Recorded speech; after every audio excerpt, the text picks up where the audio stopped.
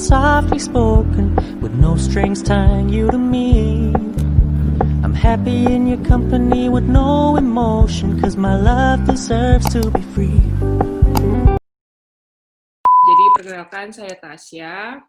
Saya sekarang tinggal di Zurich, Switzerland. Sekarang saya bekerja sebagai legal counsel di perusahaan IT solution di Zurich. Udah bekerja di perusahaan ini sekitar 4 tahun dari 2016. Oke. Jadi dari 2016 sampai sekarang kerja di perusahaan tersebut ya? Ya. Oke, ya mungkin kita bisa sedikit flashback ke masa-masa kuliah dulu. Boleh, boleh. Tema kita mungkin kita akan mengangkat pada saat zaman kuliah dulu ya, karena Tasya dulu kuliah master di Swiss. Ya, Nah, benar. kita akan menggali lebih banyak.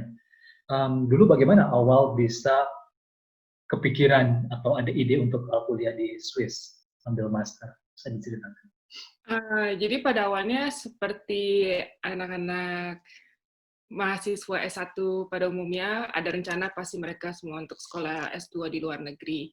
Tapi ketika itu lulus kuliah, saya langsung kerja di BUMN, dan kebetulan di situ statusnya hanya pegawai tidak tetap. Jadi saya bisa resign dengan 1 bulan notice. Jadi di masa bekerja itu, saya benar-benar cari cara gimana caranya bisa kuliah di Eropa. Ya karena saya kuliah hukum, jadi mindset-nya udah oke, kuliah ke Belanda nih. Cari sekolah terbaik di Belanda, semua persyaratannya. Tapi ternyata sekolah di Belanda yang saya diterima itu adalah Universitas Groningen, dan di sana saya nggak dapat beasiswa. Setelah coba obrol dengan orang tua bilang, coba cari di kampus lain lagi, mungkin bisa dapat beasiswa. Nah, kalau nggak salah tuh dulu ada website masterportal.com kalau nggak salah. Di situ semua ada list universitas di dunia, tinggal pilih S1, S2, S3, atau doctoral program. Nah, di situ saya nemuin University of Freiburg. Di situ mereka ada offer beberapa Master of Law. Salah satunya adalah program yang saya ambil. Jadi di Universitas Freiburg ini ada 2. Satu Master of Law, biasanya diambil oleh mahasiswa yang memang S1 dari Swiss, dari Universitas Swiss, melanjutkan S2 Universitas Swiss lagi. Dan program yang saya ambil adalah LLM. Program ini khusus untuk mahasiswa internasional. Gitu. Dan saya hubungi academic director-nya, terus coba ngobrol by email, semuanya by email, kirim surat, terus kirim motivation letter, dan mereka bilang, oke, kita bisa pertimbangin aplikasi kamu untuk S2, mungkin sekitar 1 bulan prosesnya sampai dapat acceptance letter-nya. Tapi sebelum dapat itu, saya dapat email kayak sebulan sebelumnya, mereka tawarin, apakah kamu apply buat beasiswa? Gitu. Terus pastinya sebagai calon mahasiswa, beasiswa nggak akan ditolak dong. Jadi ya saya coba apply dan dapat beasiswa. Gitu. Makanya akhirnya orang tua, oke, buktinya dapat kan beasiswa, ya udah silakan pergi ke Swiss. Gitu. Oke, berarti mulai tahun 2013 ya perkuliahannya sudah berjalan saat itu. Ya, 2013 September. September. Dengan pembiayaan lewat beasiswa yang berasal dari apa kampus tadi? langsung. Dari Universitas Freiburg ya. Tapi beasiswa itu sebenarnya nggak full, jadi hanya untuk tuition fee. Tuh, jadi untuk living cost masih dari support orang tua. Oke, kalau boleh tahu tuition fee-nya berapa di University of Freiburg untuk jurusan Master Law itu ya? Ya, untuk jurusan LLM, karena dulu saya ambil dua pengkhususan, itu ambil contract and arbitration dan compliance, totalnya itu 25.000 Swiss franc. 1 tahun atau? 1 tahun sampai lulus. 25.000 Swiss francs ya saat itu. Iya. Dan itu hanya tuition fee. Setelah dapat beasiswa, saya hanya perlu bayar sekitar 5.000 Swiss franc aja. Oke. Lalu bagaimana dengan living cost selama kuliah di sana, di Swiss? Karena Swiss sendiri kan terkenal dengan mahal dan lain-lain di dunia ya. Ya, kalau living cost itu udah benar-benar hitung-hitung dari awal sebelum berangkat ke Swiss. Jadi, student house itu dapat murah banget, sekitar 450, dapat kamar, tapi kamar mandinya share, jadi kayak semacam kos-kosan gitu. Lokasinya persis di depan kampus, jadi ngurangin semua biaya-biaya transport, terus apalagi ya, jadi bisa jalan kaki aja ke kampus, dan di situ emang khusus mahasiswa dari kampus Fribourg itu sendiri. Itu sekitar 450, itu udah termasuk sarapan, terus udah dapat barang, maksudnya kayak kasur, lemari, meja belajar, jadi benar-benar kesini udah tinggal bawa koper, baju, terus masuk ke student house-nya itu. Terus living cost lain itu dimakan. Makan itu ya kembali ke orangnya masing-masing. Biasanya kalau buat student mungkin pasta. Kalau lagi urgent misalnya kayak lagi oke, harus belajar jadi masak yang cepet kan masak pasta gitu. Selebihnya sih transport, beli Halbtags itu biar kalau misalnya kita beli tiket bayarnya cuma setengah, sama beli Track 7 itu, jadi kalau misalnya kalau misalnya naik kereta setelah jam 7 malam free. Jadi ya kalau itu berguna kalau di musim semi sampai musim panas, karena kan lebih lama tuh terangnya. Jadi kalau kita pergi jam 7 masih bisa lihat kota-kota lain dengan gratis keretanya, nggak ngeluarin ongkos transport gitu. Terus yang perlu dipertimbangkan lagi itu adalah asuransi, karena asuransi student itu kan wajib. Dulu itu tahun 2013 sampai 2014 asuransi sekitar 70 franc per bulan dan bayarnya per 3 bulan. Di luar itu nggak ada pengeluaran lain. Oke, berarti tadi selain untuk biaya sehari-hari, kebutuhan yang biasanya diperlukan oleh seorang mahasiswa di Swiss itu tentu saja ada asuransi, kemudian untuk transportasi ya, di sana tadi disebutkan ada Halbtags, seperti apa itu tadi sudah dijelaskan juga ada Track 7, dan juga yang lainnya tadi mungkin biaya apa lagi yang sudah disebutkan, entertainment mungkin? Entertainment ya tergantung, kembali lagi tergantung orang-orangnya, tapi kalau kayak ngopi gitu mungkin sekitar 6 franc sekali ngopi sama kue kecil kayak gitu. Tapi kan mungkin itu cuman weekend doang kali ya. Terus dari kampus sendiri mereka mereka ngasih fasilitas buat olahraga free, tinggal sesuaiin aja jadwalnya. Mungkin hari ini mereka ada boxing, bisa ikut free, tinggal registrasi aja sebelumnya.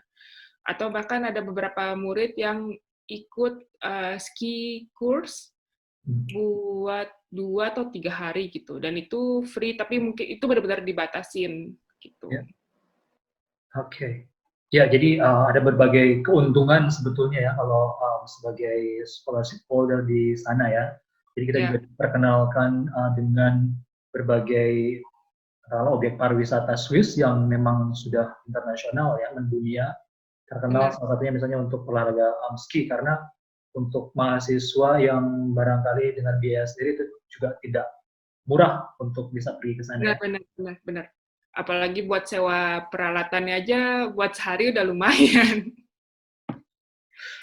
Sewa peralatan, kemudian penginapan selama di sana, kursnya juga ya selama bayar gurunya. Betul. Oke. Ya, dengan bantuan itu juga sangat-sangat oke ya. Ya mungkin dengan itu nggak usah berharap kita bakal bisa main ski langsung, tapi setidaknya pernah nyoba dan tidak mengeluarkan biaya gitu. Oke. Ya, Fribourg sebagai salah satu kota di Swiss itu memang sangat apa ya, dinamis ya sebagai sebuah Ya, kota di sana, karena masyarakatnya sendiri kan boleh dibilang kalau tidak bilingual ya multilingual kan di sana. benar, benar, benar. Ya, bagaimana perkuliahan selama di University of Fribourg, meskipun internasional ya, apakah mungkin juga memungkinkan si mahasiswa untuk belajar hal lain selama di sana, atau sehari-hari dengan masyarakat yang ada di sekitar, interaksi atau komunikasi juga bagaimana, bisa dijelaskan?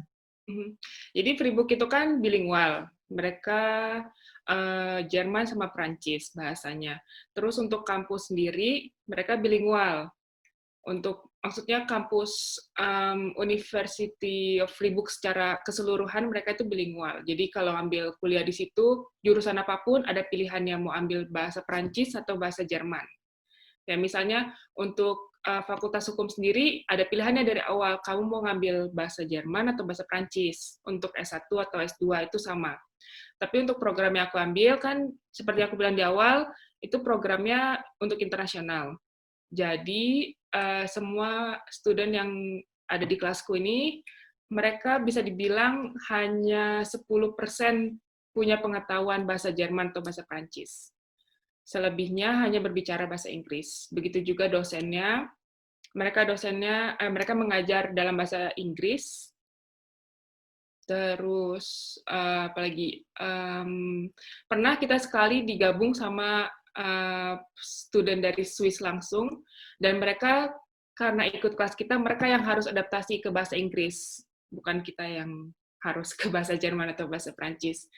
Terus apalagi ya, pas wisuda pun pengumuman untuk program kita dipanggil dalam bahasa Inggris, sedangkan untuk program-program lain semua dalam bahasa Prancis, bahasa Jerman.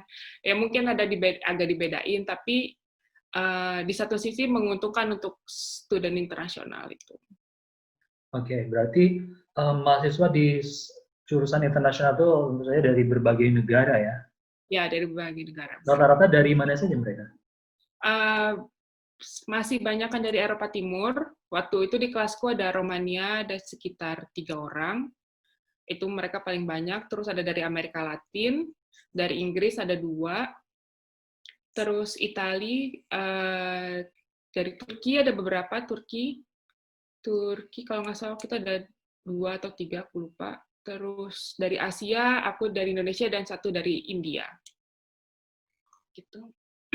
Ya, memang internasional sekali ya, karena memang kelasnya juga kelas internasional. Jadi selama kuliah master di sana, mungkin ada pengalaman menarik yang bisa di-share ke teman-teman?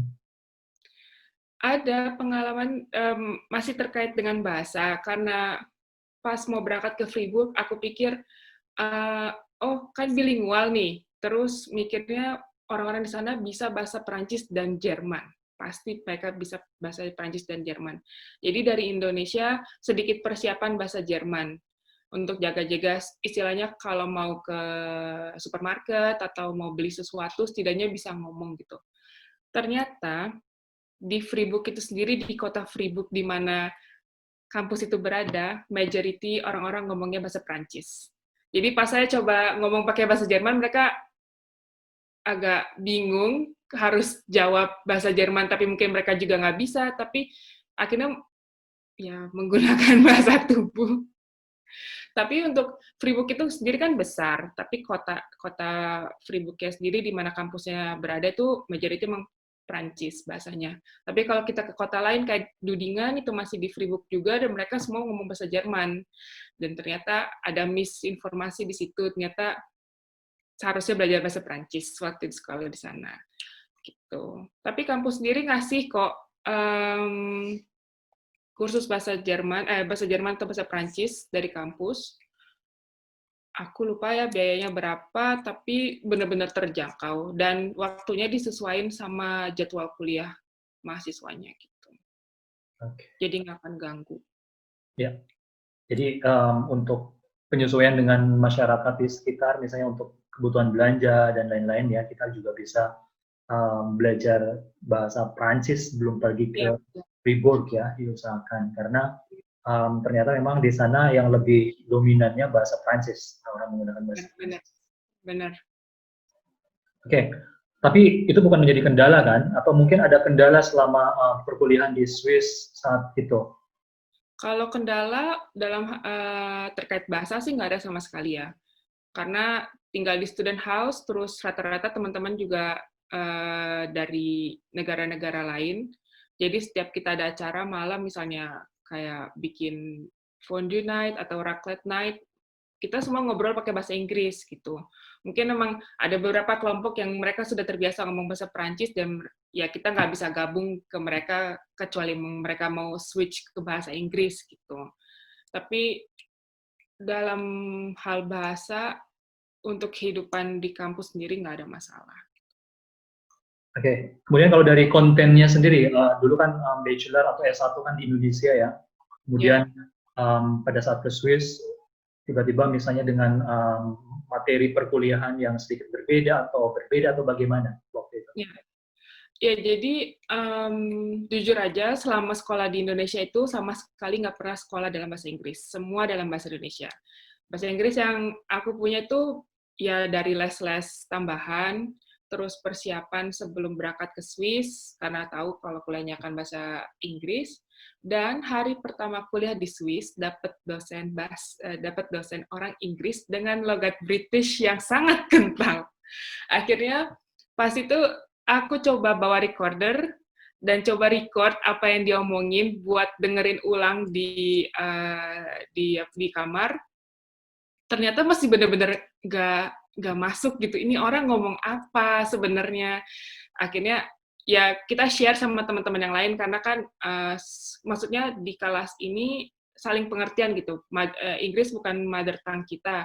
Jadi nyiasatinnya ya kita saling share catatan kayak gitu. Tapi ya mungkin itu hanya hari pertama, hari kedua ya. Tapi setelahnya oke, kupingnya udah terbiasa. Ya. Jadi udah bisa beradaptasi gitu. Tapi benar-benar hari pertama tuh shock banget karena nggak pernah dengerin dosen ngomong cepet dalam bahasa Inggris, apalagi dalam aksen yang British yang benar-benar susah mungkin untuk dimengerti. Kita kan keseringan dengar yang American English. American English. Jadi ya gitu. Ya, berarti hubungan dengan sesama mahasiswa pun di situ lumayan bagus ya. Bagus banget. Gitu. Kalau dengan profesor, bagaimana dengan dosen-dosen yang dari berbagai negara tentu saja ya? Iya, iya. Itu bagaimana? Kalau dosen, pastinya kita punya academic director, dia kerja di situ, dia benar-benar bekerja untuk ngurusin program LLM ini. Jadi setiap kita mau konsul ke dosen tertentu, kita harus hubungin dia dulu. Kayak apa ya, istilah diskusi awal. Kalau misalnya kita mau bikin termin, bikin janji sama dosen ini gimana buat ngebahas hal ini, dia bisa kasih masukan. Mungkin dosen ini bukan yang expertnya, tapi dia ada masukan dosen lain kayak gitu. Tapi kalau di kelas sendiri kan ada waktu untuk tanya jawab nih. Terus misalnya kita kuliah 3 jam, suka ada break di tengah setengah jam misalnya. Itu mahasiswa benar-benar bebas mau tanya apa aja ke dosennya dari terkait dengan pelajaran atau sesuatu yang benar-benar nggak ada hubungannya sama pelajaran, sampai kadang-kadang setelah kuliah itu ada satu dosen dia selalu ngajak semua muridnya di hari terakhir jadwal dia untuk ngopi bareng. Jadi pas ngopi itu nggak ada sama sekali yang apa ya kayak gap antara student dan dosen gitu, benar-benar ya udah kita teman bersama gitu. Dan dosen benar-benar terbuka sama semua pendapat, walaupun mungkin buat aku yang terbiasa dulunya sekolah di Indonesia, kadang-kadang ada beberapa yang jawaban dari dosen terlalu to the point gitu, agak belum bisa diterima waktu itu, tapi ya sering waktu, ya mungkin emang begitu lebih baik. Benar, dibilang benar, salah, oh nggak seperti itu, kayak gitu. Oke, jadi hubungan entah itu dengan mahasiswa ataupun dengan dosen pun oke ya selama kuliah di sana ya. Jadi Ya. semacam keluarganya juga bagus lah ya. Oke, kemudian di sana punya kesempatan untuk side job tidak selama kuliah? Selama kuliah, kalau di kampusku, di program LLM itu, mereka memang menyediakan program magang. Mereka kerjasama sama perusahaan, aduh lupa nama perusahaannya. Pokoknya di Freeport juga, benar-benar hanya jalan kaki, jadi sama sekali nggak keluarin ongkos. Dan mereka juga ada kerjasama sama beberapa perusahaan di Bern. Tapi selama masa perkuliahan itu, hanya dipilih 2 mahasiswa buat magang di perusahaan tersebut, dan biasanya digilir, misalnya semester ini si A, semester depan si B. Terus setelah selesai semester itu, nanti mereka akan kasih info ada lowongan magang di perusahaan ini, siapa yang mau, atau ada lowongan magang di kampus sendiri, siapa yang mau gitu. Tapi kalau untuk side job misalnya kerja di Starbucks atau di McD kayak gitu, selama ini sih belum pernah dengar teman-teman sendiri yang punya side job seperti itu. Rata-rata mereka merangkap sebagai babysitter pas weekend, hanya pas weekend. Gitu. Dan itu diizinkan ya? Ya, diizinkan. Selama 20% totalnya boleh kerjanya. Ya, sedikit mungkin masalah perizinan untuk kerja juga di samping studi kan, student juga punya hak untuk ya side job seperti itu ya.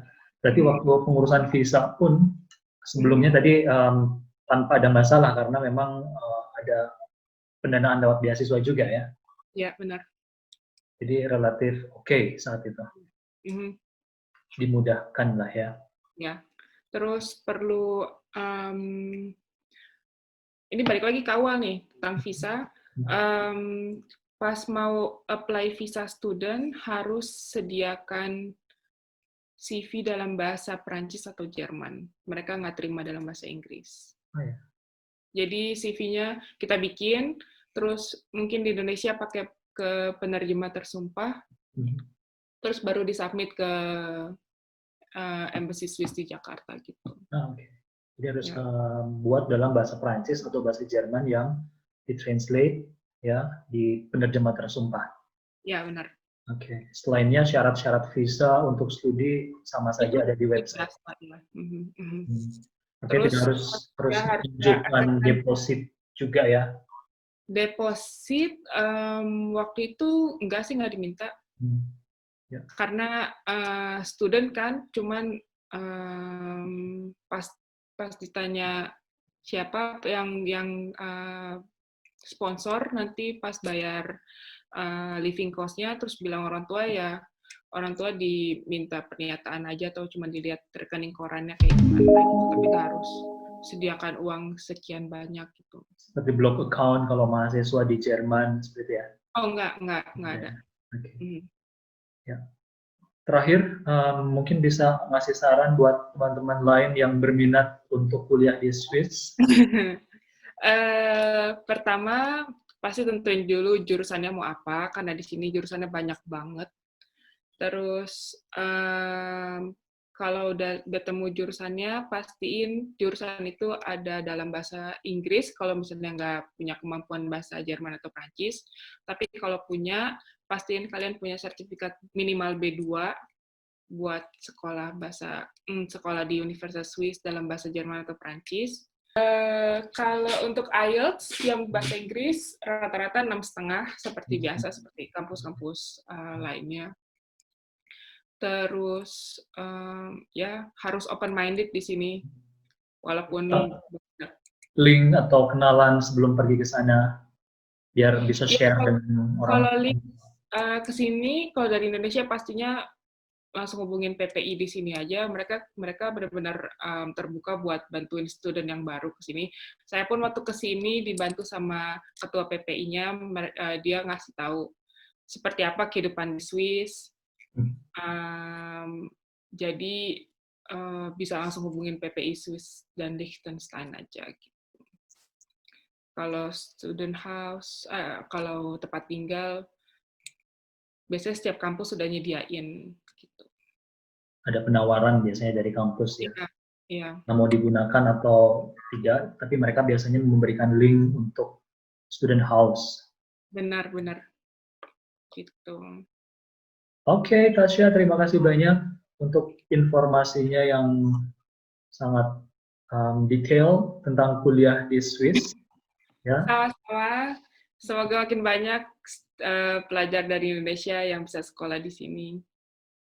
oke, sampai jumpa lagi di lain kesempatan. Ya, Selamat ciao. berjaga. Ya, Ciao. terima kasih.